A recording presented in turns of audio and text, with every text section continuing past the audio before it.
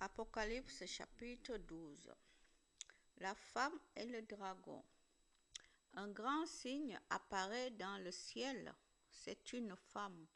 Le soleil l'enveloppe avec un vêtement. La lune est sous ses pieds. Sur la tête, elle porte une couronne de 12 étoiles. Elle va bientôt mettre au monde un enfant. Et les souffrances de l'accouchement la font crier. Un autre signe apparaît dans le ciel. C'est un grand dragon. Il est rouge comme le feu. Il a 7 têtes et 10 cornes, et sur chaque tête, il porte une couronne. Avec sa queue, il balaie le tiers des étoiles du ciel et il les jette sur la terre. Le dragon se place devant la femme qui va accoucher pour dévorer l'enfant dès sa naissance. La femme met au monde un fils. C'est ce garçon qui va diriger tous les peuples très durement. Mais cet enfant est emporté auprès de Dieu et de son siège royal. Alors la femme s'enfuit dans le désert. Là, Dieu lui a préparé une place pour qu'on lui donne à manger pendant 1260 jours. Puis, il y a un combat dans le ciel. Michel et ses anges luttent contre le dragon. Le dragon lutte lui aussi avec ses anges, mais il n'est pas le plus fort.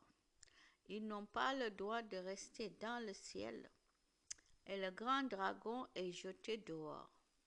Ce dragon, c'est le serpent des premiers jours. Il est appelé l'esprit du mal et Satan. Il trompe le monde entier. Il est donc jeté sur la terre et ses anges avec lui. J'entends une voix forte dans le ciel, elle dit, « Maintenant, c'est le moment où Dieu sauve. Maintenant, notre Dieu est roi avec puissance. Maintenant, son Messie montre son pouvoir.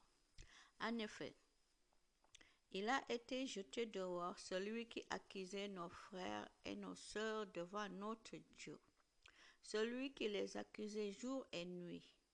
Mais eux, ils l'ont vaincu grâce au sang de l'agneau et en rendant témoignage à la parole de Dieu. Ils ont accepté de donner leur vie et de mourir. Soyez donc dans la joie, vous, le ciel et ses habitants. Mais quel malheur pour vous, la terre et la mer. L'esprit du mal est descendu chez vous. Il est très en colère, parce qu'il a peu de temps et il le sait. Quand le dragon voit qu'il a été jeté sur la terre, il poursuit la femme qui a mis au monde un garçon. Mais la femme reçoit les 2 ailes du grand aigle. Elle peut donc s'envoler dans le désert à l'endroit préparé pour elle, loin du serpent. Là, elle reçoit de la nourriture pendant 3 ans et demi.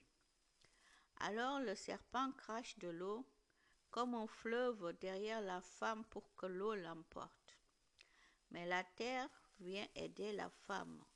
La terre s'ouvre et elle avale le fleuve que le dragon a craché.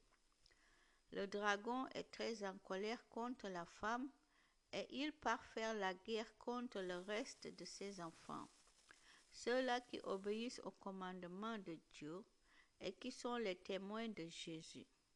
Puis le dragon se place au bord de la mer. Gloire à Jésus.